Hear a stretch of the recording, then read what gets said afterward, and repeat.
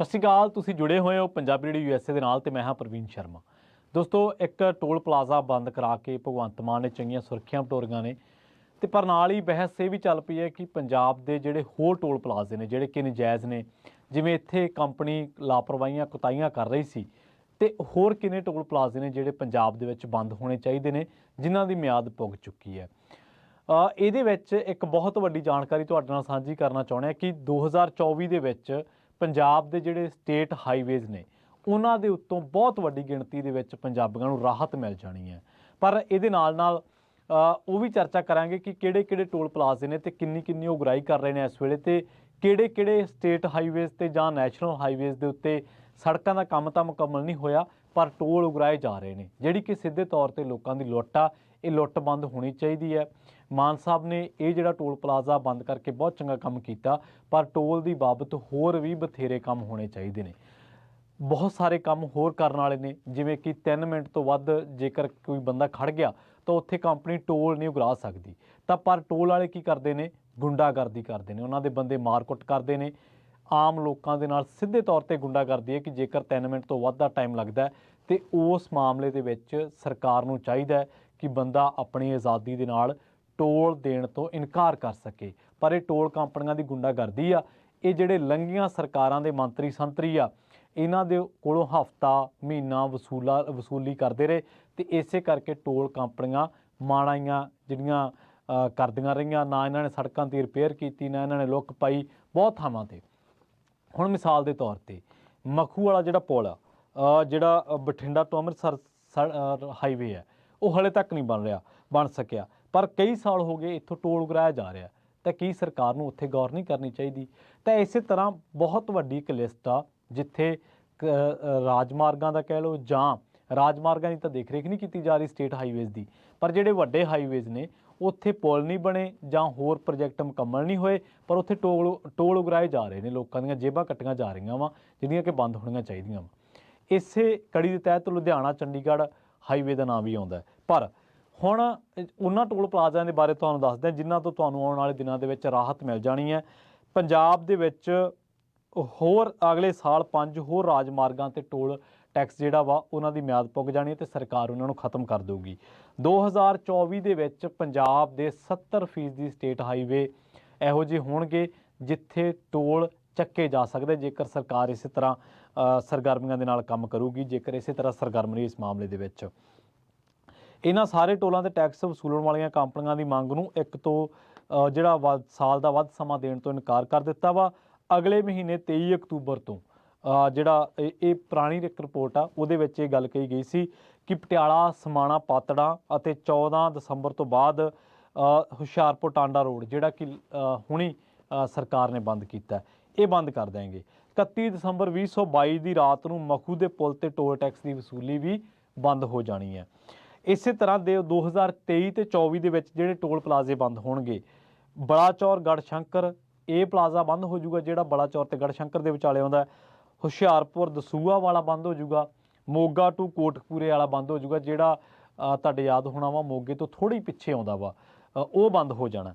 ਕੀਰਤਪੁਰ ਸਾਹਿਬ ਨੰਗਲ ਵਾਲਾ ਬੰਦ ਹੋ ਜਾਣਾ, ਊਨੇ ਵਾਲਾ। ਭਵਾਨੀਗੜ੍ਹ ਤੋਂ ਨਾਭਾ ਜਿਹੜਾ ਉਹ ਬੰਦ ਹੋ ਜਾਣਾ। ਫਿਰੋਜ਼ਪੁਰ ਤੋਂ ਫਾਜ਼ਿਲਕਾ ਵਾਲਾ ਬੰਦ ਹੋ ਜਾਣਾ। ਦਾਖਾ ਰਾਏਕੋਟ ਬਰਨਾਲੇ ਵਾਲਾ ਬੰਦ ਹੋ ਜਾਣਾ। ਪਟਿਆਲਾ ਮਰੇਲਕੋਟਲਾ ਇਹ ਬੰਦ ਹੋ ਜਾਣੇ ਟੋਲ ਪਲਾਜ਼ੇ। ਇਸ ਤੋਂ ਇਲਾਵਾ ਹੁਣ ਇਹ ਟੋਲ ਪਲਾਜ਼ੇ ਉਹ ਨੇ ਜਿਹੜੇ 2023-24 ਤੱਕ ਬੰਦ ਹੋ ਜਾਣਾ ਕਿਉਂਕਿ ਇਹਨਾਂ ਦੀ ਮਿਆਦ ਪੁੱਗ ਚੁੱਕੀ ਹੈ।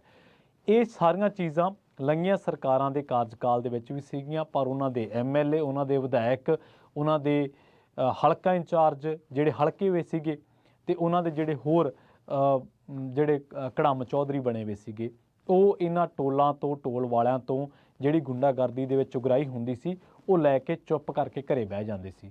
ਮਤਲਬ ਸਿੱਧੇ ਤੌਰ ਤੇ ਪੰਜਾਬੀ 'ਚ ਕਹਿ ਲਓ ਕਿ ਉਹਨਾਂ ਨੂੰ ਟੁੱਕੜ ਪੈ ਜਾਂਦਾ ਸੀਗਾ।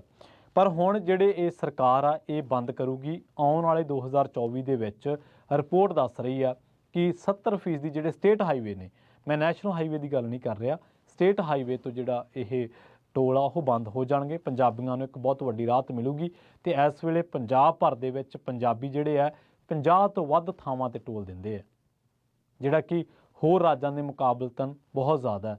ਦੂਜੇ ਰਾਜਾਂ ਦੇ ਵਿੱਚ ਵੀ ਹੈ ਇਹ ਵਿਵਸਥਾ, ਪਰ ਉੱਥੇ ਕਿਸੇ ਨੂੰ ਕਈਆਂ ਸਾਲਾਂ ਬਾਅਦ ਕੋਈ ਮੱਦਾਂ ਨੇ, ਕੋਈ ਛੂਟਾਂ ਦਿੱਤੀਆਂ ਗਈਆਂ ਨੇ। ਕਈ ਥਾਈਂ ਇਹ ਵੀ ਹੈ ਕਿ ਜਿਹੜੇ ਲੋਕਲ ਨੇ ਉਹਨਾਂ ਨੂੰ ਛੂਟ ਦਿੱਤੀ ਗਈ ਹੈ, ਕਈ ਥਾਈਂ ਇਹ ਹੈ ਕਿ ਕਾਰਾਂ ਨੂੰ ਛੂਟ ਹੈ, ਜਾਂ ਜਿੱਥੇ ਮਿਆਦ ਪੁੱਗ ਜਾਂਦੀ ਹੈ ਫਿਰ ਕਈ ਥਾਈਂ ਟੋਲ ਬੰਦ ਵੀ ਹੋਏ ਨੇ। ਪਰ ਪੰਜਾਬ ਦੇ ਵਿੱਚ ਐਸਾ ਬਹੁਤ ਘੱਟ ਦੇਖਣ ਨੂੰ ਮਿਲਿਆ। ਹੁਣ ਲੁਧਿਆਣਾ ਤੋਂ ਚੰਡੀਗੜ੍ਹ, ਜਿਹੜੀ ਪਹਿਲੀ ਗੱਲ ਤਾਂ ਇਹ ਹੈ ਕਿ ਜਿਹੜਾ ਰੇਲਵੇ ਲਾਈਨ ਆ ਫਲਾਈਓਵਰ ਮੱਖੂ ਵਾਲਾ ਹਾਲੇ ਤੱਕ ਨਹੀਂ ਬਣਿਆ, ਪਰ ਕਈ ਸਾਲਾਂ ਤੋਂ ਇਸ ਸੜਕ ਤੇ ਟੋਲ ਉਗਰਾਇਆ ਜਾ ਰਿਹਾ। ਇਸ ਤੋਂ ਇਲਾਵਾ ਕਈ ਪਿੰਡਾਂ ਦੇ ਵਿੱਚ ਅਜਿਹੀਆਂ ਸਰਵਿਸ ਰੋਡ ਬਣਾਈਆਂ ਗਈਆਂ ਤੇ ਟੁੱਟੀਆਂ ਪਈਆਂ ਨੇ, ਜਿਨ੍ਹਾਂ ਦੀ ਕੋਈ ਮੁਰੰਮਤ ਨਹੀਂ ਹੋਈ। ਮੋਗੇ ਤੋਂ ਤਲਵੰਡੀ ਭਾਈ ਤੱਕ 2 ਪੁਲ ਬਣਨ ਵਾਲੇ ਰਹਿੰਦੇ ਆ। ਲੁਧਿਆਣਾ ਤੋਂ ਜਿਹੜਾ ਤਲਵੰਡੀ ਭਾਈ ਤੱਕ ਚੌਮਾਰਗੀ ਸੜਕ ਬਣ ਰਹੀ ਸੀ ਕਈ ਸਾਲਾਂ ਤੋਂ, ਮੋਗੇ ਤੋਂ ਤਲਵੰਡੀ ਭਾਈ ਤੱਕ ਦੇ 2 ਪੁਲ ਬਣਨ ਵਾਲੇ ਰਹਿੰਦੇ ਆ। ਇਸ ਤੋਂ ਇਲਾਵਾ ਮੋਗਾ, ਮੁੱਲਾਂਪੁਰ, ਜਗਰਾਉਂ ਦੇ ਸ਼ਹਿਰਾਂ ਦੇ ਵਿੱਚ ਜਿਹੜੀਆਂ ਸਾਈਡਾਂ ਤੇ ਸੜਕਾਂ ਬਣਾਈਆਂ ਗਈਆਂ ਉਹ ਵੀ ਹਜੇ ਅਧੂਰੀਆਂ ਪਈਆਂ। ਭਾਵੇਂ ਇਸ ਸੜਕ ਤੇ ਟੋਲ ਪਲਾਜ਼ਾ ਤਾਂ ਨਹੀਂ ਸ਼ੁਰੂ ਹੋਇਆ, ਪਰ ਟੋਲ ਪਲਾਜ਼ੇ ਬਣ ਕੇ ਤਿਆਰ ਜ਼ਰੂਰ ਹੋ ਚੁੱਕੇ ਆ। ਰੋਪੜ ਤੋਂ ਅਨੰਦਪੁਰ ਸਾਹਿਬ ਵਾਲੀ ਵੀ ਸੜਕ ਟੁੱਟੀ ਪਈ ਹੈ। ਇਸੇ ਤਰ੍ਹਾਂ ਲੁਧਿਆਣਾ ਤੋਂ ਚੰਡੀਗੜ੍ਹ ਜਿਹੜੀ ਚੌਮਾਰਗੀ ਸੜਕ ਹੈ ਉਹ ਸਤੰਬਰ 2018 ਤੱਕ ਪੂਰੀ ਹੋਣੀ ਸੀ, ਪਰ ਹਾਲੇ ਤੱਕ ਖੜੀ ਹੋਈ ਹੈ ਵਿੱਚ ਹੀ, ਕਿਉਂਕਿ ਸਰਕਾਰ ਨੇ ਤੇ ਕੰਪਨੀਆਂ ਨੇ ਬੜੀ ਚਲਾਕੀ ਦੇ ਨਾਲ ਇਹ ਸ਼ਰਤ ਪਾਈ ਹੋਈ ਹੈ ਕਿ ਜਦੋਂ ਕਿਸੇ ਪ੍ਰੋਜੈਕਟ ਦਾ 90% ਕੰਮ ਮੁਕੰਮਲ ਹੋ ਜਾਊਗਾ ਤੇ ਉਸ ਤੋਂ ਬਾਅਦ ਕੰਪਨੀਆਂ ਟੋਲ ਪਲਾਜ਼ੇ ਤੇ ਉਗਰਾਹੀ ਸ਼ੁਰੂ ਕਰ ਸਕਦੀਆਂ। ਇਹੀ ਕਾਰਨ ਹੈ ਕਿ ਕੰਪਨੀਆਂ ਪੁਲ ਤੇ ਕਈ ਹੋਰ ਕੰਮ ਛੱਡ ਕੇ ਬਾਕੀ ਕੰਮ ਕਰ ਲੈਂਦੀਆਂ ਤਾਂ ਕਿ ਟੋਲ ਉਗਰਾਉਣਾ ਸ਼ੁਰੂ ਕਰ ਦੇਣ। ਤੇ ਇਹ ਪੁਲ ਕਈ ਸਾਲਾਂ ਤੱਕ ਵਿਚਾਲੇ ਲਮਕਦੇ ਰਹਿੰਦੇ ਆ ਤੇ ਅਧੂਰੇ ਪਏ ਪੁਲਾਂ ਤੇ ਹਾਦਸੇ ਵੀ ਹੁੰਦੇ ਤੇ ਲੋਕ ਆਪਣੀਆਂ ਜਾਨਾਂ ਵੀ ਗਵਾਉਂਦੇ ਆ। ਇਸੇ ਤਰ੍ਹਾਂ ਰੋਪੜ ਤੋਂ ਫਗਵਾੜਾ ਜਿਹੜੀ ਸੜਕ ਹੈ ਉਹਦਾ ਕੰਮ ਵੀ ਵਿਚਕਾਰ ਪਿਆ, ਜਿੱਥੇ ਬੰਗਾ ਦੇ ਵਿੱਚ ਦੋਵੇਂ ਪਾਸੇ ਪੁਲ ਬਣ ਚੁੱਕਿਆ ਪਰ ਵਿਚਕਾਰ ਜਾ ਕੇ ਕੰਮ ਰੁਕ ਗਿਆ, ਜਿਸ ਕਰਕੇ ਲੋਕਾਂ ਨੂੰ ਭਾਰੀ ਮੁਸ਼ਕਲਾਂ ਦਾ ਸਾਹਮਣਾ ਕਰਨਾ ਪੈਂਦਾ। ਲੋਕ, ਜਿਵੇਂ ਮੈਂ ਟੋਲ ਪਲਾਜ਼ਿਆਂ ਦੀਆਂ ਗੁੰਡਾਗਰਦੀਆਂ ਤੇ ਗੱਲ ਕਹਿ ਚੁੱਕਿਆ ਵਾਂ, ਜਦੋਂ ਗੱਡੀ 3 ਮਿੰਟ ਤੋਂ ਵੱਧ ਰੁਕਦੀ ਹੈ ਤੇ ਉੱਥੇ ਨਹੀਂ ਹੱਕ ਬਣਦਾ ਕਿ ਬੰਦਾ ਟੋਲ ਦੇਵੇ, ਪਰ ਇਹ ਟੋਲ ਪਲਾਜ਼ਿਆਂ ਵਾਲੇ ਉਗਰਾਉਂਦੇ ਨੇ ਟੋਲ। ਇਸ ਤੋਂ ਇਲਾਵਾ ਹੋਰ ਤਾਂ ਹੋਰ ਕਈ ਵਾਰੀ ਗੱਡੀਆਂ ਰੋਕਣੀਆਂ ਪੈਂਦੀਆਂ ਤੇ ਜਿਸ ਕਰਕੇ ਡੀਜ਼ਲ ਪੈਟਰੋਲ ਜ਼ਿਆਦਾ ਸੜਦਾ ਵਾ।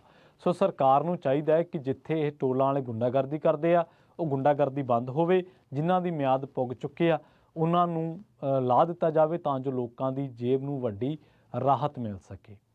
ਸੋ ਲੋਕ ਠੱਠ ਹੁੰਦੇ ਨੇ, ਤੰਗ ਹੁੰਦੇ ਨੇ। ਇਸ ਤੋਂ ਇਲਾਵਾ ਆਪਾਂ ਵੀ ਦੇਖਿਆ ਕਿ ਇਹ ਮਿਲੀ ਭੁਗਤ ਕਰਦੇ ਮਹਿਕਮਿਆਂ ਨਾਲ, ਟੋਲ ਪਲਾਜ਼ਿਆਂ ਵਾਲੇ। ਇਹ ਕੀ ਕਰਦੇ ਕਿ ਜਿਹੜੀਆਂ ਟੋਲਾਂ, ਮੰਨ ਲਓ ਕਿਸੇ ਪਿੰਡ ਨੂੰ ਸੜਕ ਲੱਗ ਗਈ ਟੋਲ ਤੋਂ ਪਹਿਲਾਂ, ਤਾਂ ਕੁਝ ਲੋਕ ਸ਼ਾਰਟਕੱਟ ਲੈ ਲੈਂਦੇ ਕਿ ਟੋਲ ਨਾ ਦੇਣਾ ਪਵੇ। ਪਰ ਹੁਣ ਇਹ ਇੱਕ ਨੈਕਸਸ ਹੈ, ਇੱਕ ਮਾਫੀਆ ਹੈ ਟੋਲਾਂ ਵਾਲਿਆਂ ਦੀ ਮਿਲੀ ਭੁਗਤ ਤੇ ਮਹਿਕਮਿਆਂ ਦੀ, ਜਿਹੜੇ ਕਿ ਫਿਰ ਉਹ ਲਿੰਕ ਰੋਡ ਜਿਹੜੀਆਂ ਹੁੰਦੀਆਂ ਨੇ, ਜਿਹੜੀਆਂ ਸੜਕਾਂ ਪਿੰਡਾਂ ਵਾਲੀਆਂ, ਉਹ ਬਣਾਉਂਦੇ ਨਹੀਂ ਕਿ ਤਾਂ ਕਰਕੇ ਲੋਕ ਇਹਨਾਂ ਪਿੰਡਾਂ ਵਿੱਚ ਦੀ ਲੰਘ ਕੇ ਕਿਤੇ ਟੋਲ ਨਾ ਬਚਾ ਲੈਣ। ਹਾਲਾਂਕਿ ਚਲੋ ਹਰ ਕੋਈ ਬੰਦਾ ਇਸ ਤਰ੍ਹਾਂ ਨਹੀਂ ਕਰਦਾ, ਬਹੁਤ ਸਾਰੇ ਲੋਕ ਸਿੱਧੇ ਸੜਕ ਤੋਂ ਹੀ ਲੰਘਦੇ ਨੇ, ਟੋਲ ਦਿੰਦੇ ਨੇ। ਪੰਜਾਬੀ 50 ਤੋਂ ਵੱਧ ਟੋਲ ਪਲਾਜ਼ਿਆਂ ਤੇ ਹਰ ਸਾਲ ਜੇਬ ਕਟਵਾਉਣ ਦੇ ਲਈ ਮਜਬੂਰ ਨੇ। ਸਰਕਾਰਾਂ ਨੂੰ ਚਾਹੀਦਾ ਕਿ ਜਿਹੜੇ ਟੋਲ ਪਲਾਜ਼ੇ, ਜਿਵੇਂ ਹੁਣ ਭਗਵੰਤ ਮਾਨ ਸਰਕਾਰ ਕਰ ਰਹੀ ਹੈ, ਤਾਂ ਆਉਣ ਵਾਲੇ ਦਿਨਾਂ ਦੇ ਵਿੱਚ ਵੀ ਸਰਕਾਰ ਇਸੇ ਤਰ੍ਹਾਂ ਸਰਗਰਮੀਆਂ ਦੇ ਨਾਲ, ਜਿਨ੍ਹਾਂ ਨੂੰ ਸਮਾਂ ਵਧਾਉਣ ਦੀ ਮੌਲਤ ਨਹੀਂ ਦਿੱਤੀ ਗਈ, ਮਤਲਬ ਉਹਨਾਂ ਦਾ ਮਿਆਦ ਪੁੱਗ ਚੁੱਕੀ ਹੈ, ਤੇ ਉਹਨਾਂ ਨੂੰ ਜਿੰਦੇ ਕੁੰਡੇ ਲਾ ਕੇ ਬੰਦ ਕੀਤਾ ਜਾਵੇ, ਤਾਂ ਜੋ ਪੰਜਾਬੀਆਂ ਦਾ ਇੱਕ ਬਹੁਤ ਵੱਡਾ ਸਰਮਾਇਆ ਜਿਹੜੀ ਕਿ ਇਸ ਕਾਨੂੰਨੀ ਲੁੱਟ ਦਾ ਸ਼ਿਕਾਰ ਹੁੰਦਾ ਵਾ